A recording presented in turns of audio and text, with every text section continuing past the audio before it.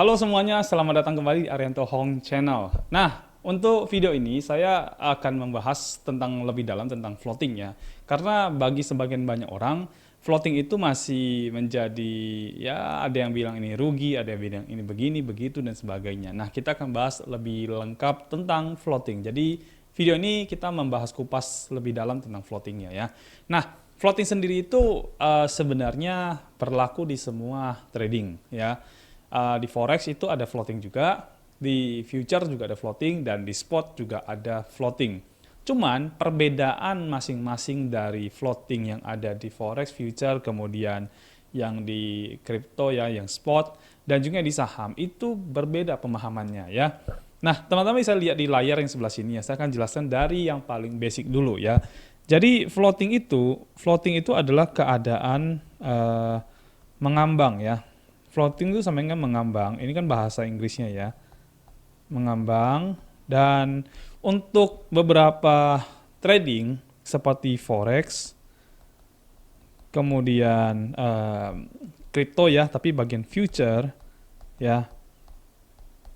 Nah, floating itu sama dengan loss ya teman-teman. Ya, floating itu sama dengan aja dengan loss.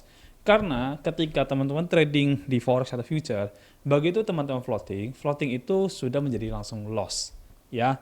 Dan ketika dia turun terus sampai modal Anda habis, nah itu disebut dengan MC atau ya Anda hilanglah modalnya atau Anda kalah dalam trading, istilahnya seperti itu.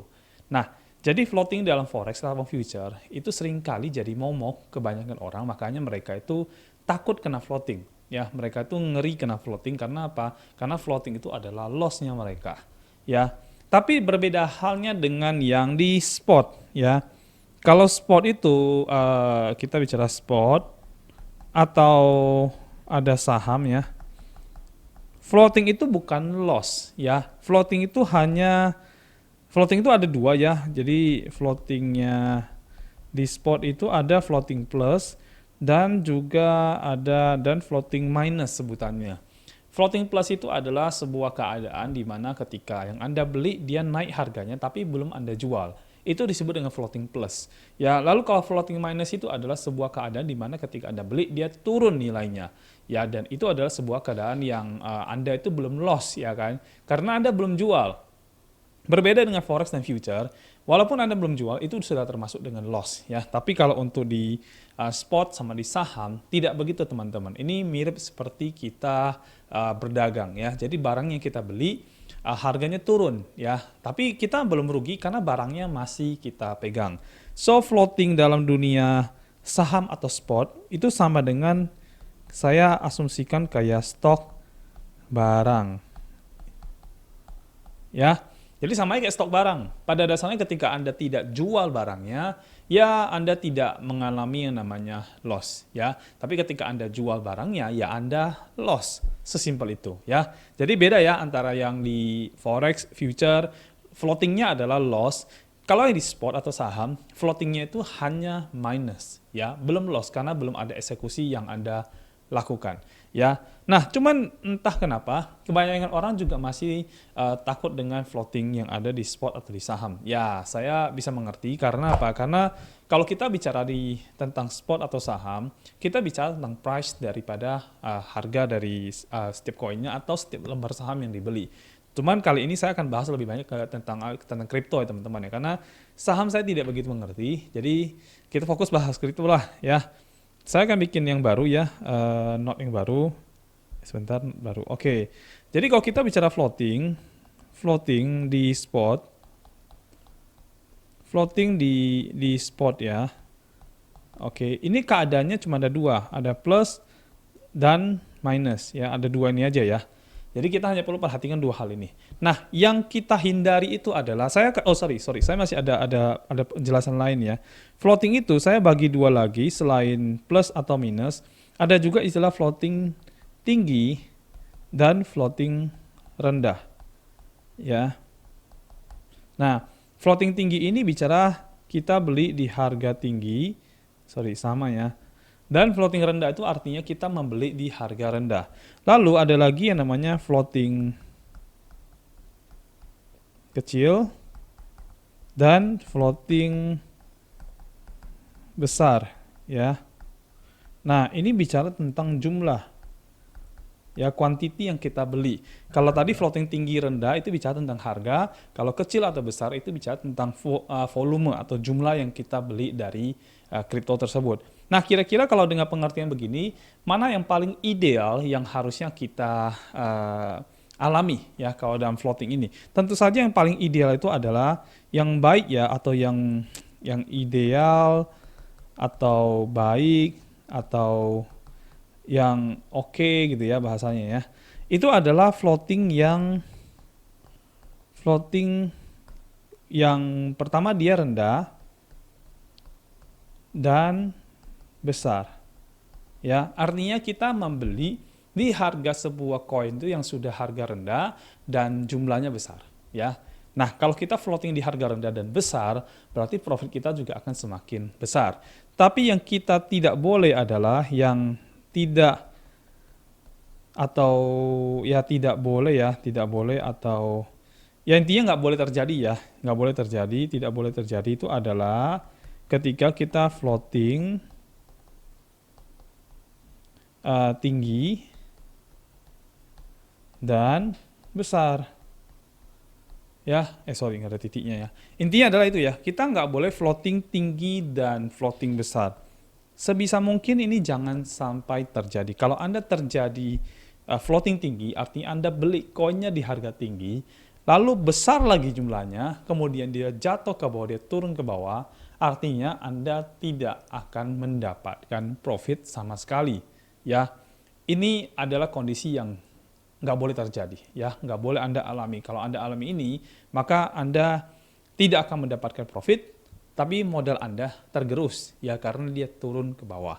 Yang paling baik dan paling ideal, yang paling oke adalah Anda harus mengalami floating rendah, floating di harga rendah, plus jumlah yang floating Anda terjadi itu adalah besar jumlahnya, ya. Kenapa harus rendah dan besar? Oke, saya new page lagi ya. Kenapa harus rendah dan besar? Ya, kenapa harus floating harga rendah dan jumlah besar ya? Sorry ya, tulisan saya agak jelek ya teman-teman ya. Nah, kenapa harus floating di harga rendah dan dalam jumlah yang besar? Saya kasih Anda contoh ya. Kalau misalkan Anda beli satu, ya berarti Anda hanya bisa jual satu. Benar kan? Kalau Anda beli 10, ya Anda jual 10. Kalau Anda beli 30, ya Anda jual 30. Kalau Anda beli 30, artinya modal Anda keluar banyak. Ya, modal keluar banyak. Tapi imbal hasilnya adalah Anda mendapatkan jumlah koin banyak. Betul kan? Dan ketika jumlah koinnya banyak dan harga naik, maka Anda bisa jual koin banyak. Yang artinya adalah profit besar. Ya, yang artinya adalah profit besar. Ya, dan begitu profit besar, Anda punya modal itu modal tambah profit. Ya. Jadi seperti itu, teman-teman ya. Jadi kenapa harus floating di harga rendah? Karena kita semua sebagai seorang pedagang, pengusaha ataupun trader ya bahasa Inggrisnya, kita pasti mencari barang yang harganya murah. Makanya ketika kita dagang barang fisik, kita kan berusaha untuk mencari ke pabrik, untuk mendapatkan ke pabrik dan membelinya dalam jumlah besar, jumlah banyak supaya kita dapat penawaran harga yang sangat rendah. Ya, ketika kita dapat harga rendah, kita udah ngerti harga ini ketika dia naik atau misalkan kita jual ke konsumen, maka kita udah bisa mendapatkan profit. Ya, bahasa sekarang itu cuan ya. Jadi kita bisa mendapatkan profit. Kalau jumlah yang kita beli besar, otomatis kita bisa menjual lebih banyak. Karena apa? Karena kita punya stoknya banyak, teman-teman. Ya, kalau stok kita banyak, jelas profit kita lebih banyak. Ya, makanya penting kita harus menjual ketika harganya sudah naik, tapi kita belinya di harga rendah. Kalau Anda belinya di harga tinggi, maka Anda akan floating di harga tinggi. Ya, kalau Anda beli di harga tinggi, Anda berharap koin tersebut naik lebih tinggi. Kalau ia terjadi mungkin nggak masalah. Tapi ketika itu tidak terjadi, maka itu akan mempengaruhi Anda punya mental. Ya, dan ya seringkali orang itu terbawa emosi kena hal-hal seperti ini. Jadi ketika sudah floating tinggi, besar lagi jumlahnya, modalnya tergerus, maka secara emosional orang itu akan kena. Dia bisa stres, dia bisa frustrasi, dan sebagainya. Karena apa? Karena uang yang dia udah masukin itu turunnya jauh. Ya, turunnya jauh, kalau dijual, dia rugi besar. Ya, makanya harus floating di harga rendah dan dalam jumlah yang sangat-sangat besar. Contohnya ada nggak Pak? Oh ada, oke. Saya kasih Anda contoh. Ya, ini sampai satu contoh aja dari sekian banyak ya. Misalkan kita beli koinnya namanya Bitcoin. Ya, teman-teman tahu lah ya. Bitcoin. Bitcoin ini pernah di harga tertinggi itu di harga 69.000 dolar. Ini tertinggi, paling tinggi ya. Nah, artinya kalau kita mau beli, ya jangan beli di harga ini, teman-teman. Ya, jangan beli koin di harga ini. Kita harus menunggu Bitcoin itu turun harga sampai kita anggap murah harganya. Nah, batasan harga murahnya itu bagaimana cara menentukannya? Sebenarnya ini tergantung bagaimana pengalaman Anda dalam trading ya. Kalau misalkan Anda sudah menggunakan aplikasi seperti Yorbot, ini sudah ada analisanya dari trader-trader yang mereka itu sudah input koinnya ke dalam situ dan sudah punya batasan harga yang mereka boleh beli. Ya, tapi kalau Anda tidak mengikuti aplikasi dari contohnya seperti Yorbot ya, maka Anda harus menentukan sendiri kira-kira harga yang boleh saya beli itu adalah yang paling tinggi berapa duit. Ya, nah, kalau Anda beli di harga 69.000, sekarang Bitcoin ada di harga 40.000, berarti Anda mengalami loss yang cukup, minus yang cukup banyak ya, dari 69 ke 40.000. Artinya ada penurunan sekitar 29.000 dolar. Ya, which is itu sangat banyak sekali teman-teman ya. Nah, kalau kita mau menentukan harga tertingginya bagaimana? Oke, untuk penentuan setiap koinnya tidak akan sama seperti yang saya jelaskan di sini. Ini hanya salah satu contoh di mana kita ambil contohnya itu adalah Bitcoin. Tapi tidak bisa diterapkan untuk koin-koin yang lain. Artinya setiap koin itu punya dasar perhitungan yang berbeda-beda yang tidak bisa disama-samakan dengan Bitcoin ini. Ya, oke, kita ngambil contoh ya. Bitcoin pernah jatuh ke paling rendah itu, harga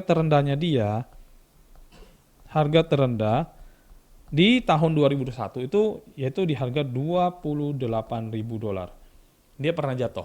Ya, ini harga terendah dan berapa besar kemungkinan Bitcoin itu akan nyentuh lagi di harga 28. Oh, itu agak kecil kemungkinan teman-teman. Menurut versi beberapa orang dan analisa dari beberapa orang, termasuk saya, ya kita menduga untuk Bitcoin ini akan kecil kemungkinan turun lagi sampai ke 28.000. Nah, buktinya di awal tahun 2022, Bitcoin pernah jatuh lagi di harga 33.000 ya. Dari 33.000 dia naik lagi ya. Artinya apa? Artinya ketika Bitcoin sudah sentuh angka 35.000 ke bawah, di situ tuh sudah banyak sekali whales, orang-orang besar yang punya duit besar yang udah siap-siap membeli Bitcoin ketika dia ada di harga 35.000 ke bawah. Ya, mereka itu sudah siap-siap, udah siapin dana besar ketika harga Bitcoin itu di angka segitu. Karena versinya orang-orang besar itu, kapan lagi Bitcoin bisa dapat di harga 35.000. Ya, nah karena itulah makanya agak susah untuk Bitcoin kembali jatuh ke harga 28.000. Ya, jadi kalau misalkan kita lihat kondisi begini, ya, saya sendiri itu akan membeli Bitcoin ketika dia sudah ada di harga 45.000. Ya, ini adalah batasan tertinggi saya dan kebetulan Yorbot itu setahu saya untuk Bitcoin itu mereka juga men-setting harga tertinggi yang boleh dibeli adalah 45.000. Di atas 45.000 ini adalah area yang tidak dibeli oleh Bitcoin. Tidak dibeli oleh Yorbot teman-teman. Termasuk saya kalau trading manual, saya tidak akan membeli Bitcoin kalau harganya sudah lebih dari 45.000. Jadi 45.000 ada batasan buy-nya. Ini adalah batasan buy-nya. Ya. Jadi ini adalah batasan buy untuk saya sendiri, termasuk Yorbot dalam hal ini mereka bikinnya batasannya 45.000 adalah harga tertinggi yang akan dibeli. Lepas dari itu, di atas itu, maka sudah tidak dibeli lagi. Yang dilakukan cuma satu, yaitu menjual. Ya, jadi ini ada area yang apa namanya bahasa Indonesia aja ya. Jadi ada area yang tidak beli. Ya, not buy. Ya, ini adalah area yang tidak kita beli. Ya, artinya ketika Anda pakai Yorbot pun, Yorbot itu hanya akan membeli ketika Bitcoin dari 45.000 ke bawah. Ya, setahu saya paling rendahnya adalah 30.000. Setahu saya. Nah, artinya area beli dan area jual si Yorbot ada di sini nih, di 30.000. Nah, ini area beli.